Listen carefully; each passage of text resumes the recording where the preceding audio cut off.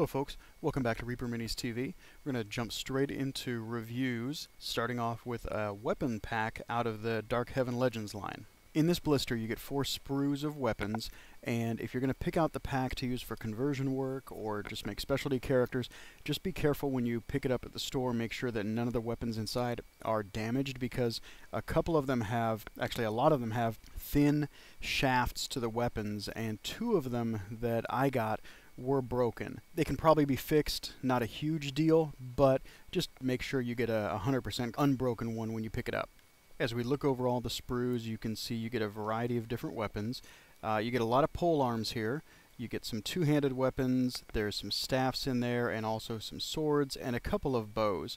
Now, not everything will be automatically usable for any character you might be trying to do a conversion on, but I'd expect if you do modeling beyond just painting a regular figure to use in a game, if you're like me, you like to have unique figures on the table, so you can probably get a lot of use out of this. I know I'll be able to use at least half of what's in here as I do conversions for that Warriors of Chaos army I've been telling you about, and I need to actually sit down and get enough of it together to show you that I'm actually working on it, so that'll come soon hopefully. But anyway, in this weapon pack here, there's a lot of versatility, but really only if you're into doing conversion work. If you're not, skip it. If you are, I think you can get a lot of good use out of it.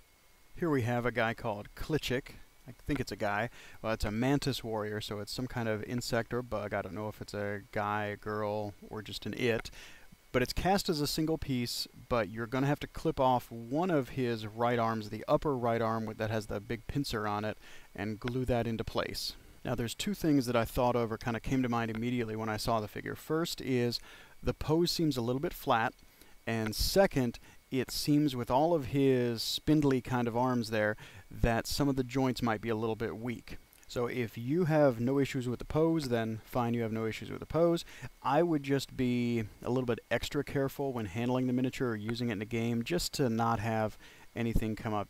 If you drop it, I think it's more prone to bending and possibly breaking just from non-careful use, I guess you could say. Now, as far as the pose is concerned, if you're careful and work out a way to fix anything that you might break, whether you pin it or glue it back into place, I think you can turn the head to face forward a little bit more and also have some of the arms in a more action-oriented pose, I'd say, rather than just as static as it sort of appears to me.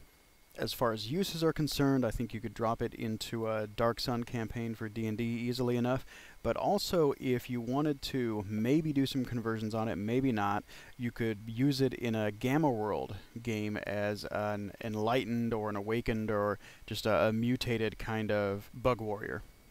Next we have Brother Roberto, and this is a single-piece miniature, and I really, really like the figure. Immediately I thought of using him in a Warhammer Fantasy roleplay campaign as a priest, but you could certainly use him as a divine spellcaster or a cleric in D&D or other fantasy game. But the figure just really strikes me as a very good example of a holy man or a cleric or what have you that's on a pilgrimage or some kind of adventure that he finds himself in.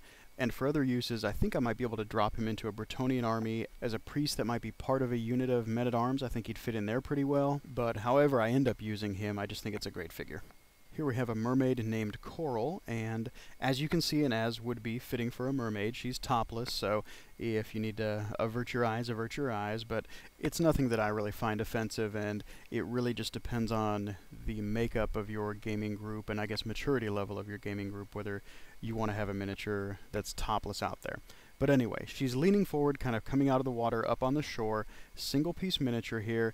Does need a little bit of cleaning from the casting process, but nothing terrible. And as a water-based creature, you really need to have a pretty specific use or need for her to be part of an encounter, because it's not a normal, I guess, kind of staple monster in fantasies. Well, I guess it's a staple fantasy creature, but not something that you're going to run into just walking down the dungeon like an orc or a goblin or a bugbear or whatever. So, if you have a specific use for it, it's fine.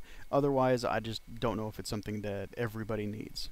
Next we have Juliette and Tinley, a couple of female wizards, so both are very suitable for player character models. Juliette has her left hand outstretched like she's casting a spell and maybe reaching for components on her belt. Typical for a spellcaster, she's just wearing robes, no armor or anything, but there are some little bits of gear around her belt. Tinley is carrying a staff in her right hand and also has her left hand to where it looks like she's casting a spell, but not in as quite of an animated pose as Juliette is. Tinley's wearing more of a dress rather than what looks to be more like adventuring clothes that Juliette's got on. I think you might also be able to use Tinley as a damsel of the lady in a Bretonnian army if you just wanted something different in there, but either one of these would make just fine spellcasting female player characters for any adventuring party. And then on to a couple of chronoscope figures. This first one is called the Blood Widow, and it's a superhero, supervillain, whichever way you end up wanting to use the figure, but it comes in multiple pieces. You've got her right hand that's cast as part of the figure down by her feet, and you'll clip this off, glue it into place. Not a whole lot of posing options there. And then the other piece you get is an insert for the round base that she's going to stand on. Now this insert has a little hole in it, and the bottom of her foot, and it's the bottom of her right foot, has a peg that you're going to slide this into and then glue it in there. The insert itself just has some texturing, maybe some rocks or dirt, a little mound that's built up there. It is similar to the base insert that came with Miss Muffet and the spider, except there's no spider on this one. And I really hope this is an indication of some new additional details that are going to be added to other figures in the Chronoscope or even the Warlord line, where you can have some base inserts just to add some more detail to the figure. I think this is a really cool idea and hope they expand on it. As far as the Blood Widow is concerned, it's an excellent figure in a really dynamic pose. It definitely makes me think of Spider-Woman, but I think you could also use her as a very passable Medusa, and probably lots of other female superheroes or supervillains that I'm not thinking of right now. But nevertheless, it's an outstanding figure. And then to round out this episode, we have Empress Messalina IV. And here on the left-hand side, I'll try to show you all the pieces without getting my hands in the way too much, but you can see she comes in several pieces here, and you'll have to spend a little bit of time assembling the model. Now, first off, you've got the chair that she's going to be sitting in or sort of floating on, and it has these little kind of stringers or streamers that attach to it, and that actually helps form the base. Now, these go on the back side of the chair, and they slide into place into two voids pretty well, and you can see this will fit down in the slot of base. And here's the front side of it where it's going to be sort of like cradling the rest of the model.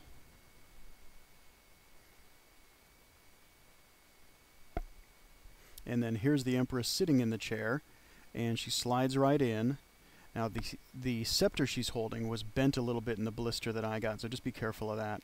Here you can see the front side of the model, and then in a second you'll see the back side. And on the back side, that little bump on her butt, that is nothing unusual. I guess it looks unusual, but that's where it fits into the chair. It fits into that little void there in the chair just to kind of keep her in her seat. And these two feathery things, here's one of them, and you'll see the other in a second. These fit onto the back of the chair and just add a little bit of decoration and go along with her headdress. So while it's going to take you a little while to put the figure together and get it cleaned up, it's an excellent figure, has super detail, and would make a wonderful addition to a superhero game, sci-fi game, anything at all like that. Just a really top-notch figure. Alright everybody, thanks for watching this episode of Reaper Minis TV. We'll see you soon, and you should be seeing some footage from ReaperCon 2011 before too long.